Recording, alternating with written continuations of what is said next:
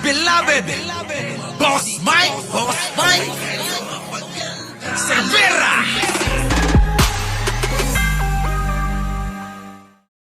Ito naman ngayon, isang kongresista, mga kababayan, abay talagang pabida-bida din. Pabida-bida. Ito na. Kongresista ang ilang ghost projects umano. Nabisto daw ng mga kongresista. Puki ng ina. Naniniwala ako sa mga poke ng inang yan. Nabisto nyo talaga? Ay, nako talaga naman, Sige, maglinis-linisan. Maglinis-linisan. Huwag kayong mag-alala, darating din tayo sa katotohanan. Nabisto ng mga kongresista ang ilang ghost projects umano sa panukalang 2026 national budget. Ayon kay House Deputy Speaker Ronnie Puno, popondohan sana sa ilalim ng DPWH ang ilang proyekto kahit tapos na ang mga ito. Nako mo, ang ilalaglag nyo ang DPWH, Oy, huwag nga kayong maglinis-linisan. Itong mga poke na, itong mga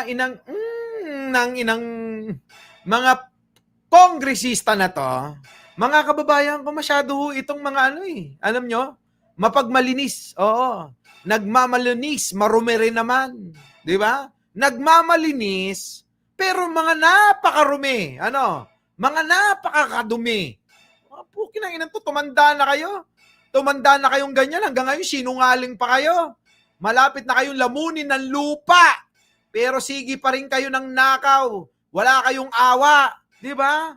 Mga walang awa, mga kababayan Sa totoo lang, hindi ko ba alam, mga kababayan, bakit? Bakit hindi pa nagsibaugan ng mga pamilya nito?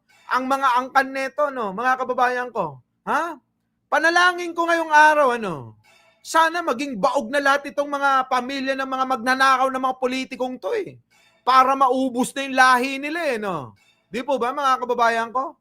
Magsibaugan sana ang lahi nyo. Kayong mga magnanakaw, sa bansang ito, para maubos ang lahi nyo. Dumadami kayo, minamana ng mga anak, eto na. Mga priority project din daw sa kanyang distrito sa Antipolo na bigla na lang nawala sa panukalang budget. Ayon kay Puno, kailangan ng reforma sa DPWH para matuldukan na ang umano'y katiwalian sa mga proyekto. Nako! Oo, pero sangkot kayo dyan. Ito naman dinadamay mo yung buong Congress na Ito naman si Puno, mga kababayan. Abay, sa kanya lang naman na distrito, may nahuli. Abay, sinasabi, nahuli ng mga congressman. Abay, dinamay na lahat. Dinamay na lahat. Talaga, madadamay talaga kayo lahat dyan Di po ba? Bakit hindi nyo imbestigahan muna yung mga taong nasasangkot? Tulad ni Saldico. Di ba? Yung Saldico talagang biglang nanahimik na lang bigla, Di po ba, mga kababayan ko? Dapat yung pagsalitain nyo. Yung Saldico. Di ba? Dahil yun yung mga ngayon naaakusahan na mga di umano'y talagang limpak-limpak na mga salapi, yung mga ninakaw. Di po ba? Tuloy. So parang tumama sila sa loto bigla. Pare-pares naman kayo tumama sa loto. Pare-pares naman kayo. Buti pa yung mga kababayan ko, eto buti pa yung PCSO, buti pa yun. Yung PCSO, kita nyo, patuloy yung pagbibigay ng mga transport vehicle. Di po ba? Patient Transport Vehicle, PTV.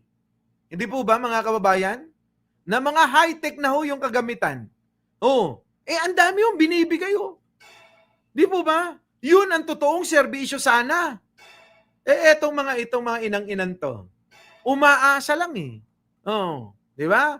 Kaya ayaw ni Sandro ang Congress, ang mag-imbestiga. Gusto ni Sandro, independent body. Yan.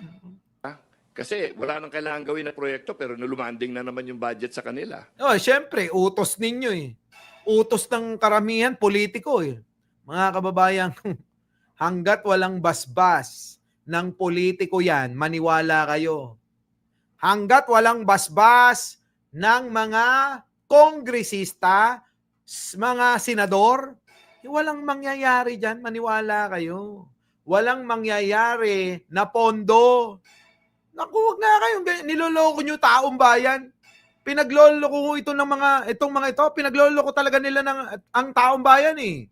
Oh, sabi ni Joey Salvadoro, bida-bida, Lux, saldi ko, bidang-bida sa nakawan. Ayun na nga.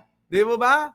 Alam nyo mga kababayan, tulad nga ng sinabi ko, maraming mapagkunwaring katulad nito.